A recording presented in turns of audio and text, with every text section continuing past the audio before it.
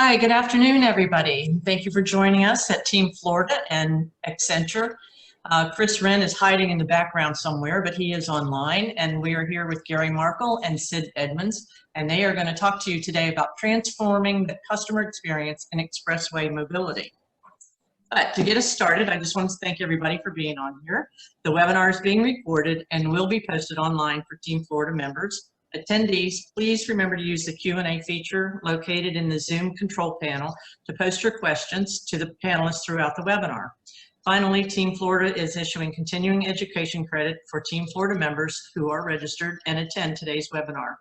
We're also proud now to offer you the AICP continuing education credit for Team Florida members. You'll receive an email after the webinar and so that you can get your points.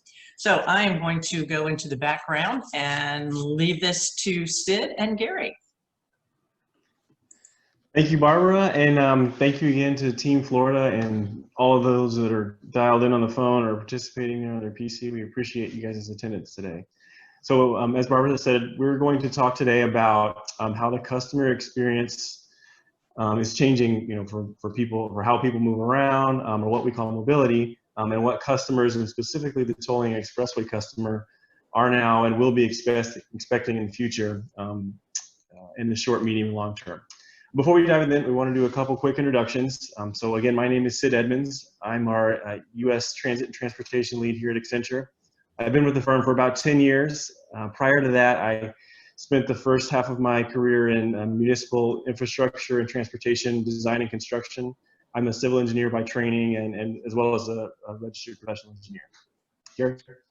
And thanks, Sid. And I'm Gary Markle. I'm a technology director here at Accenture. Like Sid, I'm a civil engineer by trade, and my collegiate research was in applying technology to infrastructure, construction, engineering types of environments. And I've spent over 20 years with Accenture working and applying technology to infrastructure and also focusing on large complex systems. So in keeping with the theme of transforming the customer experience, we have three kind of things we want to leave you with today, or areas that we want to have as our learning lessons. So the first is centered around creating new revenue streams. So we'll talk a little bit about what that means as we go through this presentation, but opportunities for where we see the ability to increase revenue or look for new business opportunities. Second is around developing new services and interactions with your customers. So this is how development of new and potential offerings, ways to interact with your customers. And then thirdly, using analytics or big data to help, how that's giving us new insights and information on how your customers behave and what they value. So stepping forward, our agenda is kind of broken out into three different points you can see here on the screen. First, we're going to talk about the impact of COVID and the pandemic on this industry, what that's meant, moving into how that's changing the mobility or transportation industry and what's driving those changes and what's driving and changing customer behavior. And then third, where the highway and the tolling industry is heading and building on these kind of big term changes and things that are happening within our industry. So first, we're going to start with COVID, and I think it goes without saying that the pandemic has had profound upheaval and transformation across all aspects of our society and our economy. But we wanted to start by highlighting a few specific overlaps that we have within the transportation and tolling space and what we're seeing. And then the key takeaway, this again sort of seems fundamental, but COVID has of course changed customer expectations and as well as their future behaviors and what they're going to be expecting. So people have seen and experienced a different way, in many ways a preferred way of doing things and how they get around, and they're not likely to be as receptive, if at all, to going back to the old way of doing. So the three things we want to anchor around as far as disruptions due to the pandemic really are contactless and commitment to the community and the concern. So with respect to contactless, I mean, you'll see this in a bit of a recurring theme on our presentation, but in many ways the technology is already there. Things like contactless payment, on-demand delivery. We aren't leveraging those to their true potential, but they're already part of our society. Commitment to the community. This is one I think that's been, it's been a refreshing thing for a lot of us, right? It's reminded us that in many of us, we want to refocus on our own communities at a time when, many of those that we care about, that we know about, are in our lives, have had, disruptions to their own jobs, or, their businesses face substantial financial pressures or economic pressures. There's really been an outpouring of interest to help your neighbor, help your community, to, if that's can be as simple as getting takeout from your favorite restaurant, or some way patronizing a business or something in your neighborhood that's important to you. And then lastly, concern about the public health, right? For many people, that's meant working remotely for the first time. This is something as evidenced by this webinar we've all had to do in various form or fashion over the last, 7-8 months now. But, for the transportation industry specifically, this has led to, as we know, many of us know, a precipitous drop, I think, in roadway volumes and the revenue associated with that. And it's been having to look at, worker and workplace safety in a new way. And here you can kind of see some of those things, right? E-commerce, again, we talked about, online, delivery and whatnot. I mean, how many of us have ordered groceries online for the first time following the start of the pandemic? When it comes to the environmental, governmental, societal impacts, right? We've had regulations that we've all been subject to that have been in some cases changing or moving depending on, what's going on with the outbreak, and what we can expect in terms of public assistance is varied depending on the type of industry you're in or what you're doing. And then, every company is a health company, right? So all of us are thinking about how how do we restart the economy and how do we do that safely? And we do that within the constraints of our customers and our employees, right? That means, things like safe, social distancing and sanitization and other proper safety and health concerns that, weren't as big of a focus, I think, before this. So, let's talk a little bit about what this means for the transportation and the mobility network. And before we do that, I'm going to stop and ask for Barbara to pull up our first poll. So Barbara, I will turn it back to you briefly. I think it should on the screen there. Yeah, so do you think COVID will slow down the journey to mobility, the transportation of mobility? So we'll give it a minute to let people respond.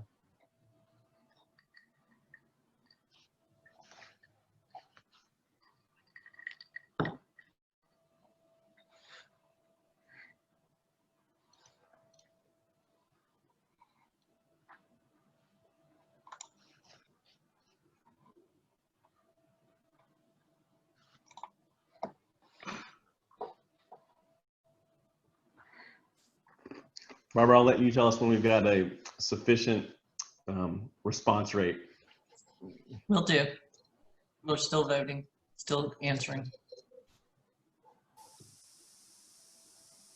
That should be a feature for Teams. We need the game show music while we all wait. Next release. You could hum it. I could. I'm not going to. I'm just spare everyone that.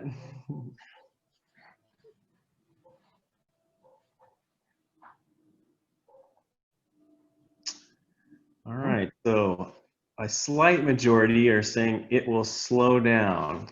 So that is a good transition to this topic at hand. So 55 to 45, slow down versus speed up. So even before the outbreak, and let me minimize that, there was many transportation systems and mobility systems were dealing with significant disruption. You were having things like, frankly, growing populations. Florida is a perfect example of that. Aging infrastructure that was in need of replacement or repair, or technology, some of them we're talking about today that was outdated or needed to be replaced or wasn't being utilized to the capacity that it could have. But in the interest of life throwing you a lemon and you want to make lemonade, this has opened the door for new opportunities, new ideas on how to transform the customer experience.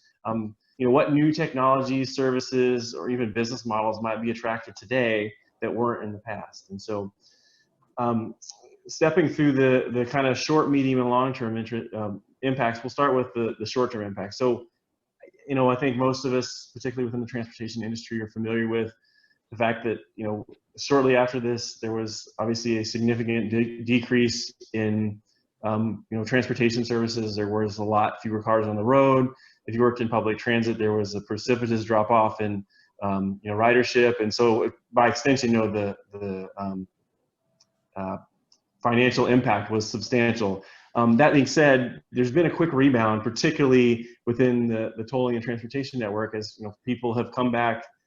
And to that, I think we're approaching, in some cases, right, 75, 80% of pre-pandemic capacity.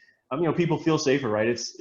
A car is by itself a socially distanced environment, a closed environment, so that's helped contributed to that.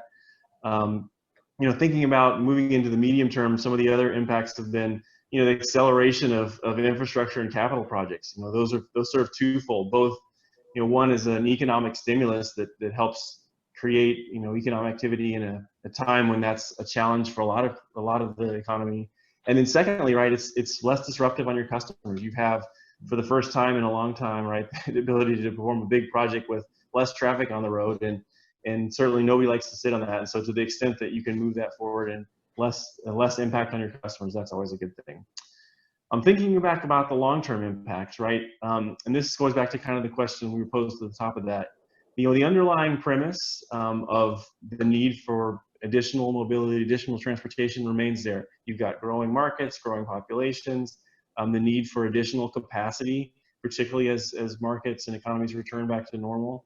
And some of the other trends we're going to get into in a minute, those are all happening. But what the initial reaction that we've seen from COVID is that those changes are happening faster. In fact, in many cases, the fact that the customer is now seeing these new technologies. Again, I'll use the example of e-commerce. People are able to do things in a way that's more efficient or more effective, and that they prefer that. And so they may start to demand that in the future, as opposed to wanting to go back to, again, doing things the old way. So, really kind of how does this all tie together, or what does this mean? COVID is in fact changing customer behavior faster than it would have otherwise. This is resulting in, people experimenting or accepting new ways of using mobility, using different kinds of things in their life faster than they would have before. So, in the short and medium term, the mobility industry looks different. It's moving, it's doing things that we wouldn't have in an absence of the pandemic, that wouldn't have occurred otherwise. But over the long term, all those drivers remain the same. The key thing, of course, is that they're happening faster, and those growing populations, those changes in our society are driving this demand for this connected world, this connected transportation, connected mobility. So moving on, we wanted to touch on mobility and what does that exactly mean? What does that mean for transforming the customer experience and expectations? So mobility is the way the way people and things move, from your roadways to your cars to buses to trains to bikes, ride sharing, microtransit, the whole system, the constellation of choices and options on how we move ourselves around. Coming back to transforming the customer experience, as we're seeing, that occurring at a faster rate of speed, how customers are adopting new forms of mobility is occurring, like I said, faster than before. So the ability to anticipate these changes is really driven kind of by two different things. One is wanting to know as much as you can, or as much information about your customer in order to be able to offer them something of value that they will find valuable. And then two, having a captive customer to be able to offer them these new services and these new things of value. And normally these are two areas that organizations spend a substantial effort, a lot of time, a lot of money trying to accomplish. I mean, if you're an Amazon or a Google, you spend a lot of your effort trying to find out as much as you can about the customer, about you as a consumer, and trying to make you a captive customer, give it or provide those services or those products in a way that you would be receptive to buying them. And so, if you're in the mobility and the transportation industry, you already have some of those factors there. You have a captive customer. You have somebody that's using your roadways, that's using your facility, using your system. And in many cases, that hasn't been utilized to its maximum potential. So really, there's three megatrends that have are affecting the mobility industry as a whole, and you can see them coming up here. I want to talk about each of these individually, but collectively they are reshaping both the customer experience, the customer behavior, and mobility in general. We've already talked about, again, that these are going faster, but these are the three overarching disruptions that are affecting this entire space. And it's not just mobility; it's other industries as well. But in transportation specifically, the idea of connectivity, autonomous driving, and shared mobility are those three main trends. So focusing first on connectivity, it almost sounds a bit cliche that we live in a connected world, but the reality is that we just have begun to hardly scratch the surface about what this impact will have on all of us, in the world around us, and how we'll live and operate in the future. Coming back to the customer experience, this is something that many of us are already familiar with. I'm sure most of us have been experienced or exposed to targeted advertising, or other offers based on your geolocation data, for example. Within the transportation space specifically, you think about things such as being able to adjust your safety or knowing what's going on based on the road or weather conditions in real time. To as simple as if you have a smart home, you come home and the garage door opens automatically, it senses you're close, or your house lights turn on, and things like that. We're seeing that impact in our lives today. Yeah, and really any new vehicle today, has already had substantial connectivity components that are come standard, that are built on the vehicle itself. Within the next few years, almost all vehicles in auto manufacturers will be embedding telematics and technology that will facilitate a direct interaction with the physical environment, as well as vehicles and systems that are around it. And this is, of course, not unique to just to the U.S. or to America.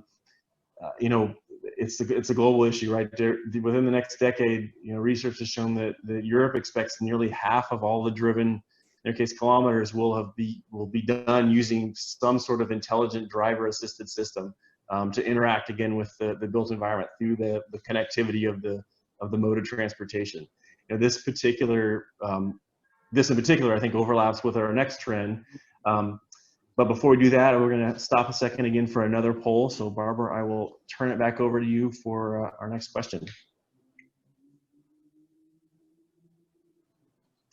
Which, as it pulls up, is are you ready for autonomous driving?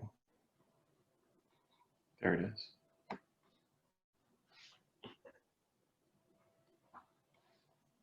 I think we're looking for is, are your facilities and your organizations ready for autonomous driving?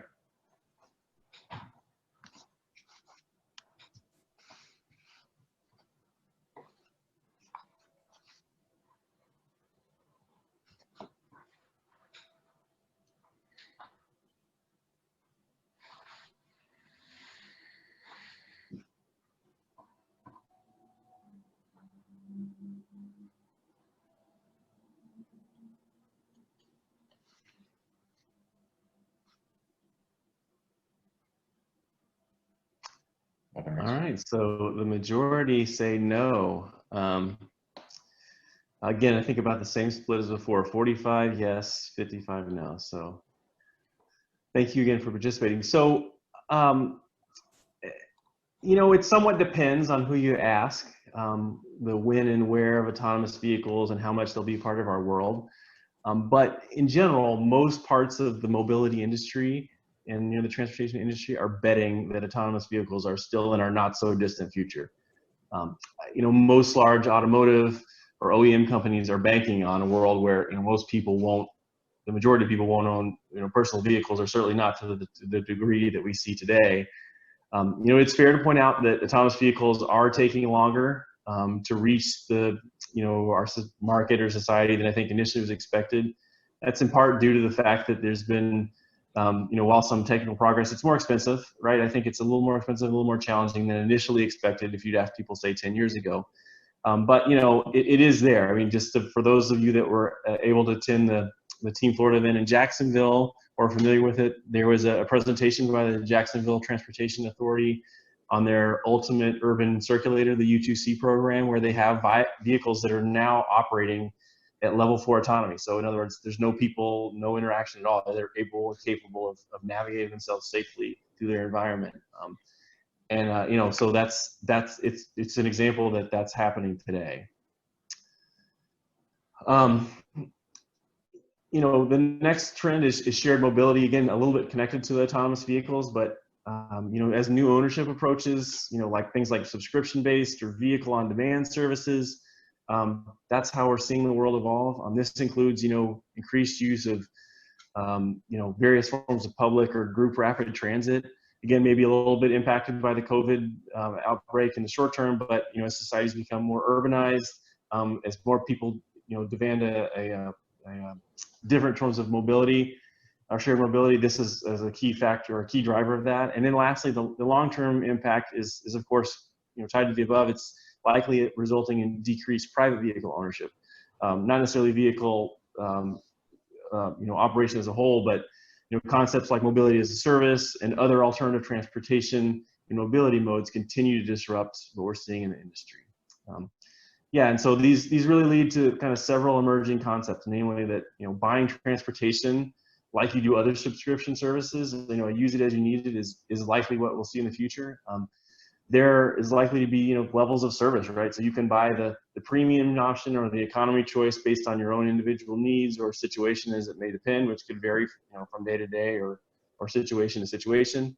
And, you know, and the really the overarching message, right, is that these methods are substantially, in many cases, cheaper and more efficient in terms of meeting the customer mobility demands of moving people and goods around than, you know, the current model of individual private vehicle ownership. So moving on to our kind of our learning lessons, as we talked about at the top of the presentation, you know, when it comes back to new revenue streams, that we see the direct overlap with, you know, interoperability with third-party service providers. So your retail providers, your you know, other service providers. There's being part of that interoperable integration layer will be key to being able to again, develop new revenue opportunities off that and provide a seamless experience for your customers, which will drive increased volume and participation across the board.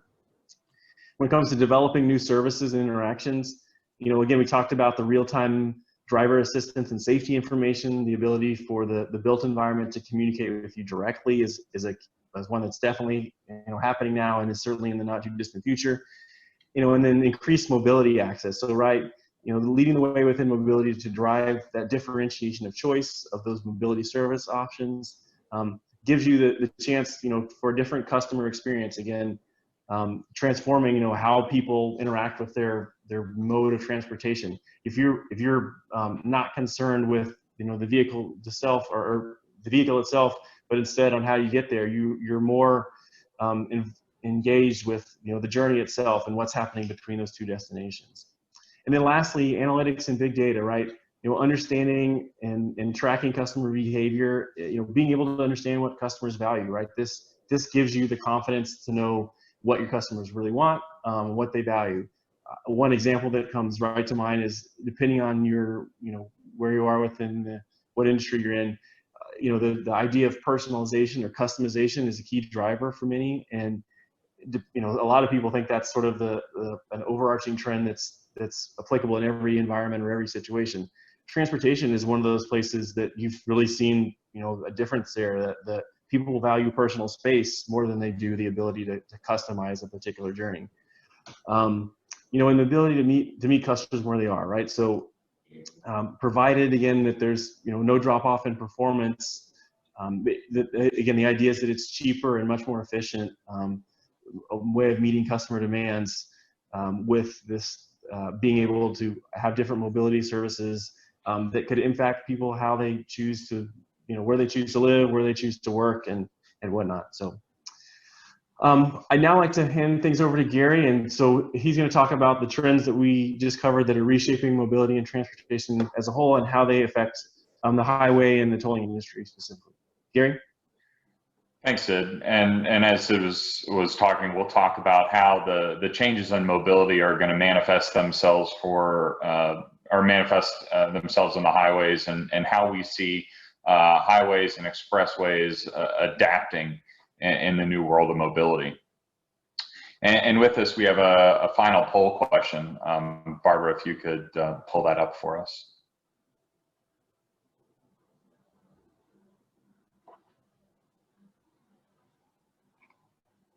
And hopefully a fun one.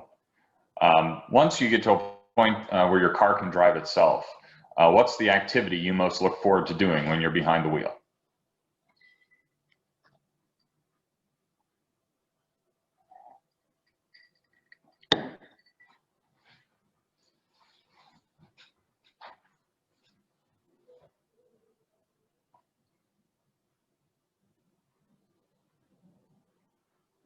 Not just a fun question. This is a big question with a big point behind it.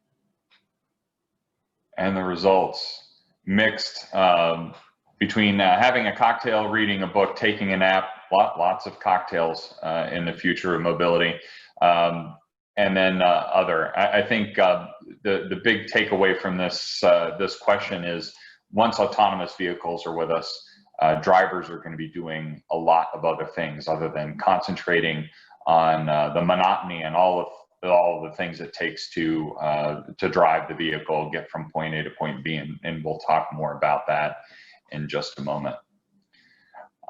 This next slide shows the pathway and maturity model that Accenture sees highways and expressways moving in the new world of mobility. This is the pathway to the transformation that is to come for our highways and the experiences for drivers and companies who use those facilities. We've talked a lot, or within the industry, we've talked a lot about the big threat of mobility and the transformation that's coming in vehicles with regard to a decrease in the revenues coming in from gas taxes and other sources of public funding. Many of us heard Secretary Thibault talk about that last week at the Team Florida meeting. And there's a lot of concern about what comes next. I think some have suggested that tolling is going to play a bigger role in expressways and highways in the future, and within that there's more concern that there could be greater exposure and concern from the public about being tolled more. Accenture sees a lot of opportunity in the new world of mobility and sees a lot of other ways to defer the cost of building and running expressways besides tolling or traditional tolling. Or the existing taxation models that we have today. As these mobility changes come along that Sid just talked about, there are a lot of second order effects that I don't think have gotten a lot of attention that we'll talk about now. That's where the opportunity lies, and there's a lot of money there.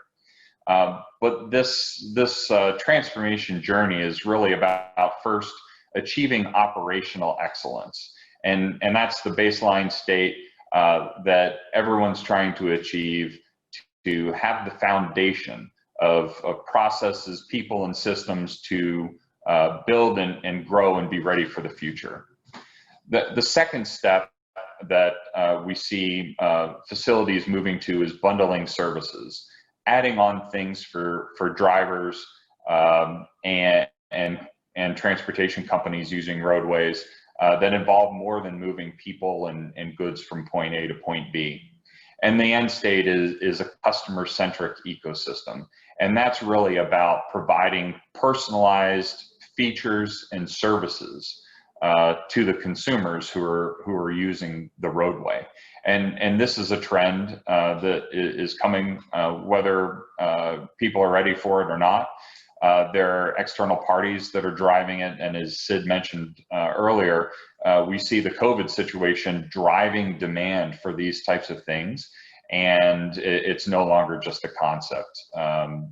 These types of customer-centric services are coming very, very fast, and the demand is there right now. And as people start coming out of the homes and getting back to a more normal life and a normal commuting pattern and normal recreation patterns, we see an enormous demand for these types of services. Within building that foundation for the future of mobility and the future services that are to come, there are physical, financial, and other systems considerations that need to be achieved. Getting in control of assets, having accurate and transparent financials, making sure that revenues coming in and costs are accounted for accurately, and that systems are cyber secure, resilient, can adapt to the normal things that happen on expressways and highways, and that also that the technologies that are there are able to, that we're able to take advantage of the robotic and the automations that we can put into highways and roadways right now, and take the people who are in our organizations and get them turned away from running the mechanics of the roadways and focused more on these new services and focused on the drivers and the customers and these other areas of value that are going to be so important in the new world of mobility. And again, just like the question that we asked in the last poll question, drivers are no longer going to be focused on the drive, no longer focused on the mechanics of piloting their vehicle, no longer worried about what's going to happen in the traffic ahead. Are they going to be caught in a traffic jam? Do they have to get to their destination on time? They're going to start taking those things for granted as automation in their vehicle and the broader transportation system make those secondary considerations as traffic can reroute around obstacles.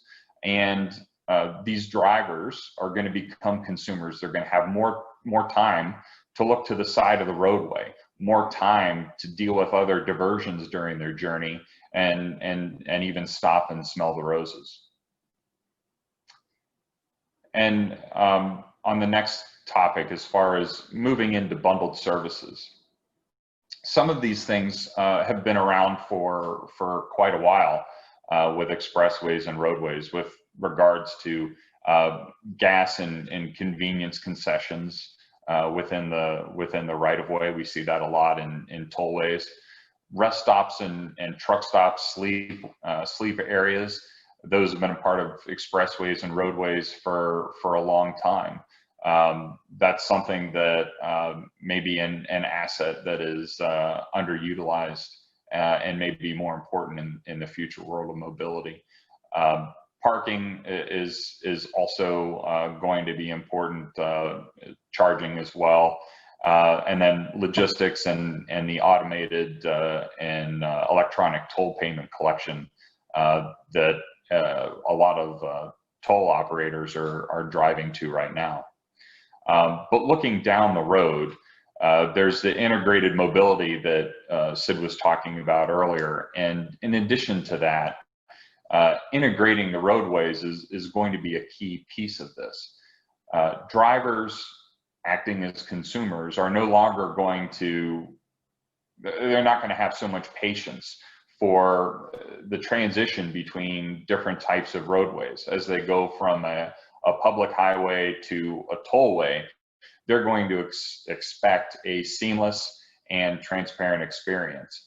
There are some turnpikes today where if you're driving on them, they feel almost like a prison. There's limited off-ramps, and people may be driving for hundreds of miles before they have a diversion or any type of services available to them. And in the future of mobility, that's going to feel very constraining and frustrating to the drivers of the future, which are going to be knocking at the door as soon as we start traveling in the post-COVID world. roadway advertising, again, as eyes are able to look to the side of the road a lot more, that's going to play a bigger role in the future mobility world. Intelligent billboards, location-based marketing, smart convenience and concessions. We're starting to see these types of things on cell phones and with third-party providers. And there's already a desire to start integrating these things into the roadway and start collaborating with roadway operators. And then multi-tenant servicing is going to allow for system consolidation so that consumers and drivers are only dealing with one system. And this works by smaller bridges, smaller roadway operators are going to be able to take advantage of systems possibly hosted by larger roadway operators, and get some economies of scale there, particularly as the mechanics of operating roadways become more commoditized, and offering these new bundled services is really going to be the thing that people and organizations are focused on. And as these new services, and Chris, if we could go back one, as these new services start coming about and roadways are more service defined, we may see highways become almost like the shopping malls of the future. So out in the world right now and out in commerce, we're seeing shopping malls disappear for a number of reasons. But one of the things that's made them financially successful in the past is they've had traffic, they've had captive audiences that they could upsell and get to other businesses.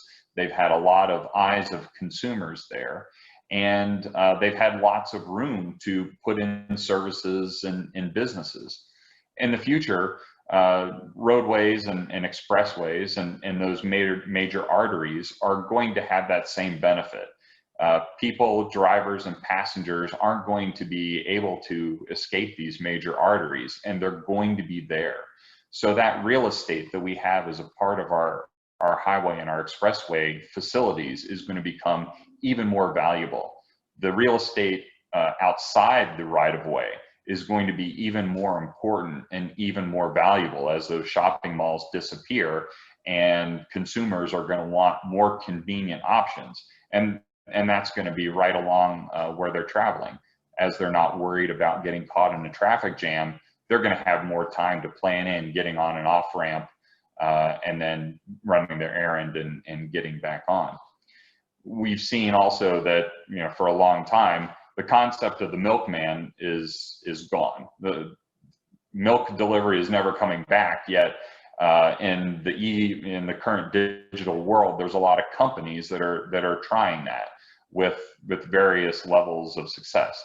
In the COVID world, home delivery is a necessity, but a lot of retailers don't make a lot of money on the actual delivery itself.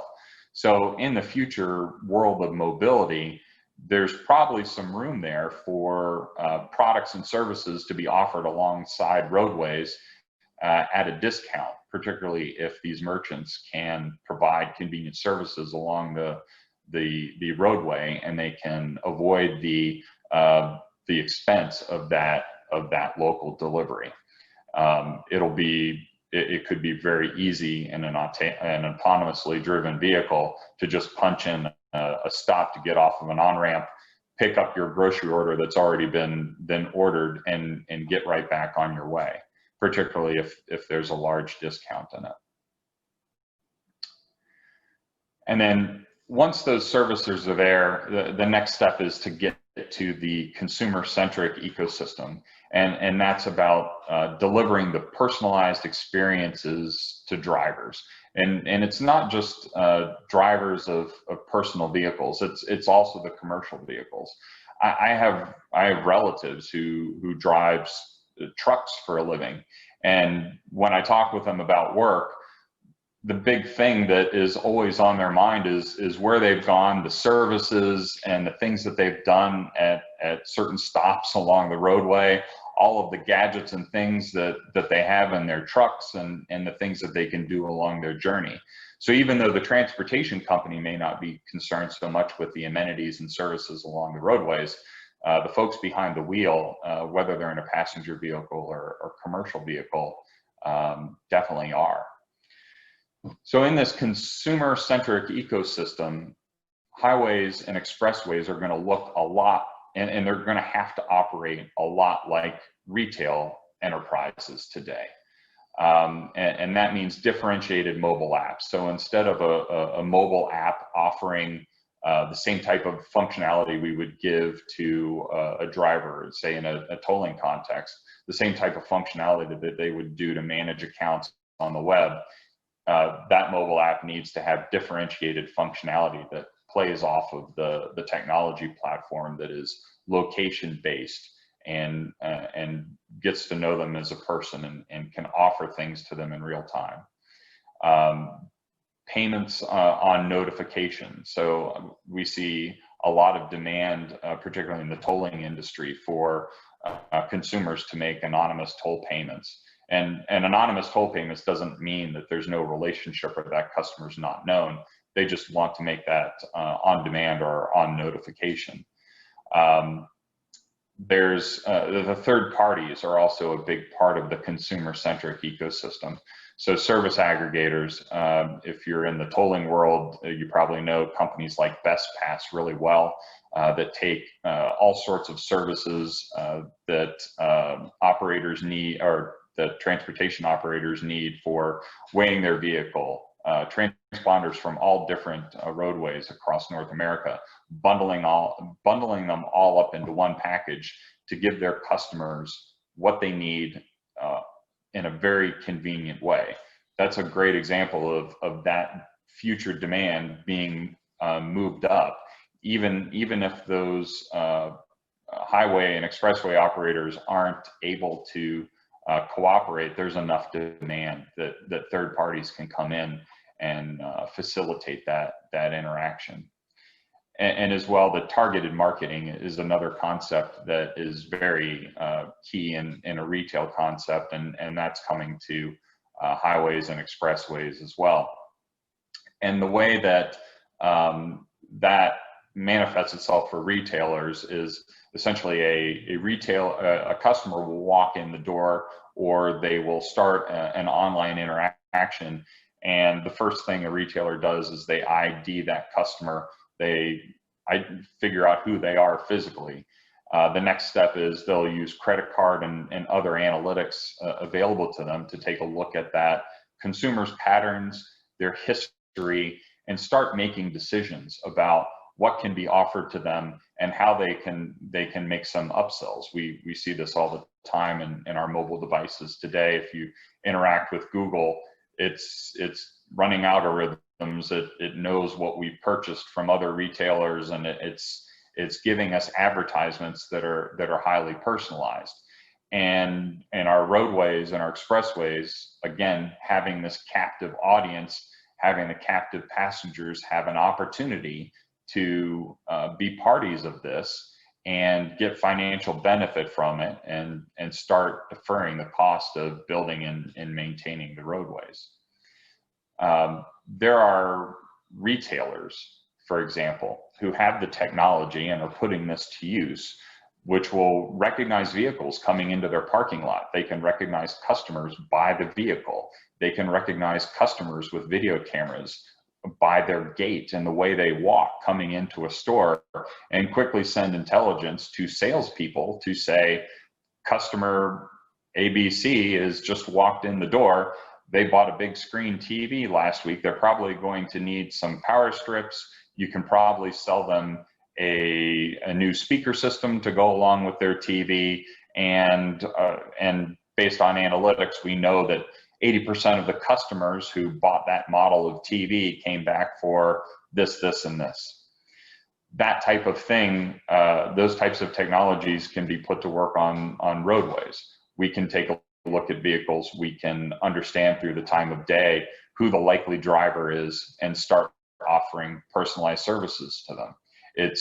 We have the technology today to understand Gary Markle just landed at Orlando International Airport, and for sirens to start going off to someone to say, Gary's about to get on the Expressway, and he's going to need a Diet Coke stat, and start to sell to Gary Markle through various channels, whether it be cell phone, billboards, or any of those types of things. So the demand for this is bubbling up right now. We're seeing third parties and automotive OEMs start to get really active in this space post-COVID. There was a little bit of a lull, and we're at a point now where we are seeing businesses in all industries start to look forward to the post-COVID world, and they're starting to take action right now. And all of the players in the mobility ecosystem are now starting to do the calculus and the planning around these topics, and starting to plan for how they're going to make moves here and start to offer these services. So in summary, to our learning points for this section, creating new revenue streams. There's a tremendous opportunity here for advertising, data-driven revenue, concessions along the right-of-way, monetizing that real estate within the right-of-way and outside the right-of-way that's going to become more valuable. And there's also going to be a war for the wallet, which you may have felt that's already started, particularly if you're in the tolling industry, where customers with prepaid account balances are starting to become very, very important and attractive. There are all sorts of companies out there now that are collecting these prepaid balances, and we are seeing a huge groundswell in consumers not wanting to have prepaid accounts spread over 20 to 50 different service providers to them. Consumers want singular wallets that they can use anywhere. And these things are very valuable for tolling operators. It's a pile of cash that can be used for bonding. Some can get interest off the money, and there's a war for that wallet. Third-party providers want to come in and they want to put their wallets to work. So to the extent that operators can step up to the challenge and quickly offer these new services, start playing in the customer-centric ecosystem, they can win the war for the wallet and keep a hold of these things a little bit easier, and do that by keeping customers happy. Developing the new services and interactions. Offering new services can be a difficult thing, but using off-the-shelf and enterprise software is how other industries do it, and do it without large expense, and do it easily. So custom off-the-shelf software deals with that operational excellence problem. It deals with all the basic things, the cybersecurity for you. These software packages are rolled out to multiple industries, thousands of companies, and they have the support network behind that, and they can become very strategic tools. For example, I've worked with one toll operator who needed to, they were told that they needed to implement a new shipping and logistics system. And fortunately, they had a very robust ERP enterprise system, and was able to tell them, you already have that system. It's in your back office system, and all you have to do is turn on and enable those features, and you can defer that expense, you can move quickly, and you can get the value out of it instantly.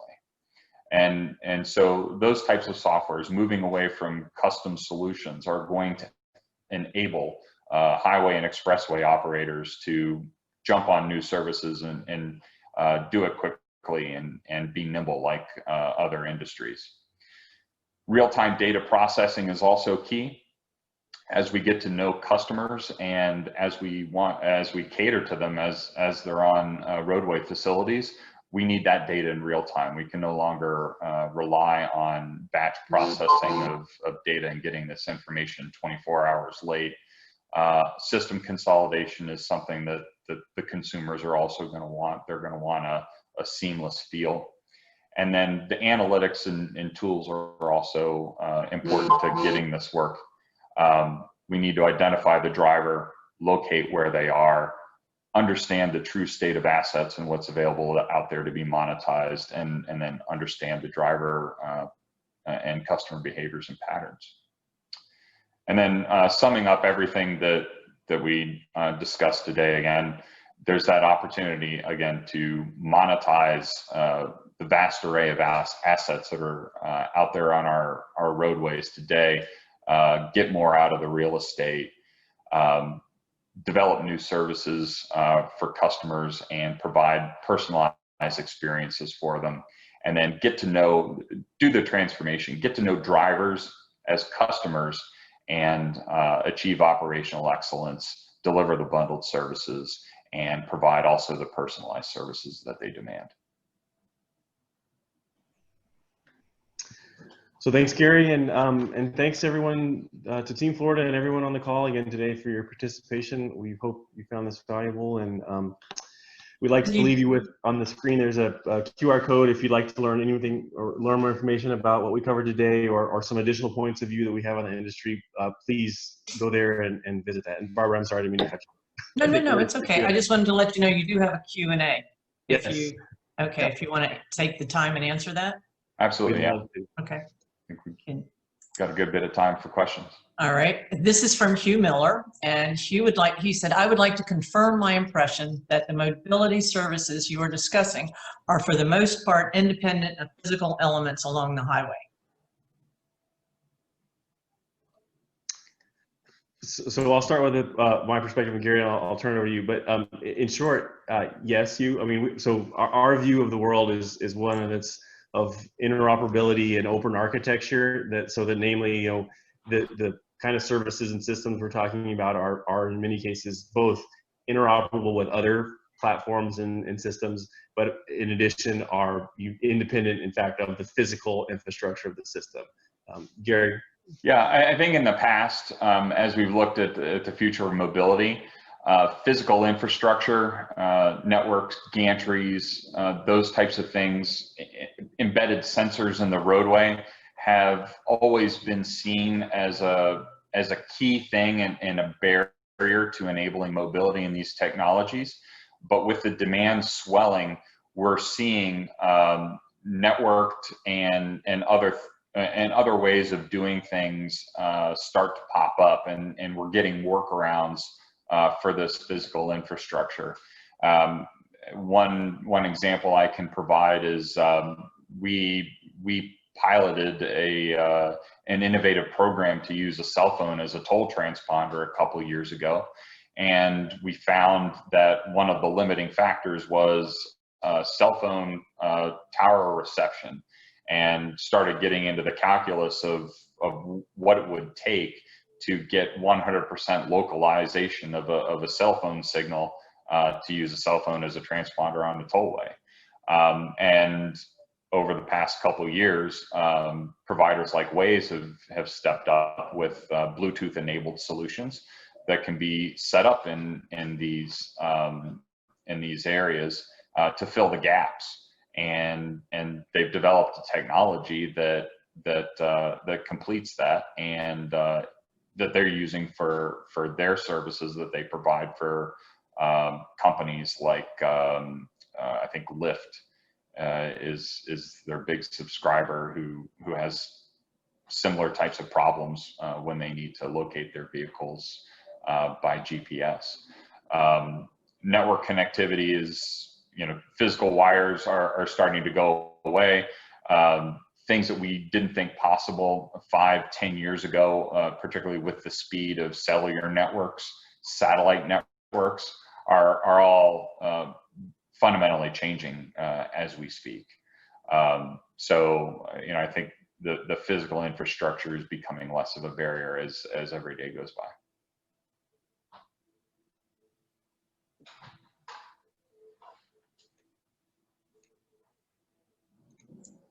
I don't see any other questions online at the moment. if you all want to sum up. Again, I want to thank you both for this. Has been awesome. I really appreciate you being on with us today. And Chris, I know you're in the background, so thank you again for putting this all together.